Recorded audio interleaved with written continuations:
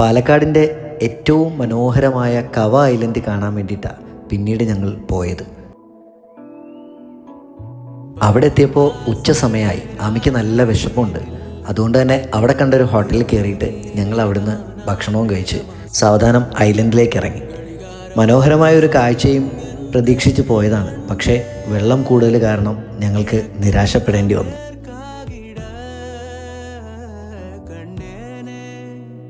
ഈ ഒരു കാഴ്ചയാണ് നമ്മൾ പ്രതീക്ഷിച്ചത്. പക്ഷേ വെള്ളം കയറി എല്ലാം മൂടിപ്പോയി. പിന്നെ കുറേ സമയം അവിടെ സ്പെൻഡ് ചെയ്തിട്ട് ഞങ്ങൾ സാവധാനം പോകാൻ തീരുമാനിച്ചു.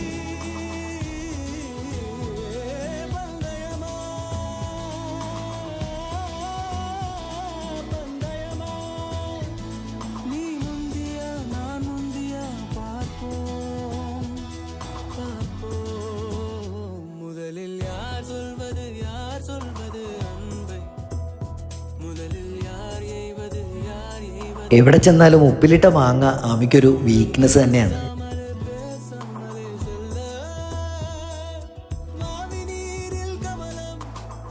അവിടെ നിന്നും വണ്ടിയും എടുത്ത് നേരെ കോയമ്പത്തൂർ വഴി സത്യമംഗലം ലക്ഷ്യമാക്കി മുന്നോട്ട്.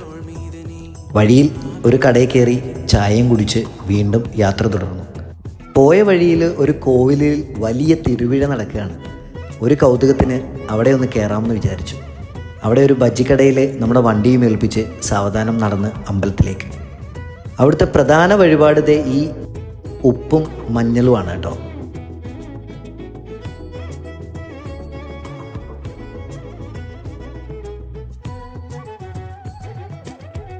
ആ ഉപ്പും മഞ്ഞളും ഇവിടെ കൊണ്ട് അവർ നിവേദിച്ച് ഇവിടെ പ്രാർത്ഥിക്കലാണ് ഇവിടുത്തെ പ്രധാനപ്പെട്ട ആചാരം. ഇതൊരു മാരിയമ്മൻ കോവിലാണ്. അവിടെ നിന്നും ഞങ്ങൾ ഉത്സവപ്പറമ്പിലേക്ക് ഇറങ്ങി. നമ്മുടെ നാട്ടിൽ കാണുന്ന ഉത്സവപ്പറമ്പിൻ്റെ അതേ ചായ തന്നെ, ഒരു വ്യത്യാസമില്ല. പക്ഷേ ഇങ്ങനെ ഒരു സാധനം അവിടെ വ്യത്യസ്തമായി കണ്ടു. അപ്പളം എന്നാണ് അതിൻ്റെ പേര്. ബാക്കി കാഴ്ചകളെല്ലാം നമ്മുടെ നാട്ടിൻപുറത്തെ ഉത്സവപ്പറമ്പിലെ കാഴ്ചകൾ തന്നെ. ആ കാഴ്ചകളും കണ്ട് ഞങ്ങൾ കുറേ റൈഡുകളിലൊക്കെ കയറി കുറേ സമയം അവിടെ ചിലവഴിച്ചു.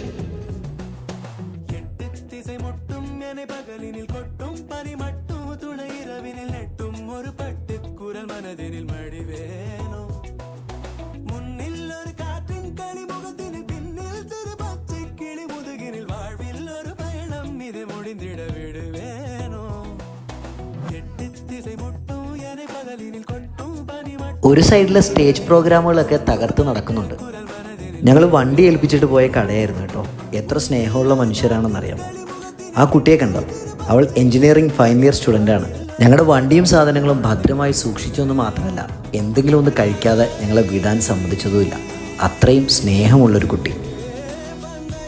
രാത്രി ഭക്ഷണവും കഴിച്ച് സത്യമംഗലത്ത് ഇന്ന് സ്റ്റേ ആണ്. നാളെ രാവിലെ 6 മണിക്ക് സത്യമംഗലം കാട് കയറണം.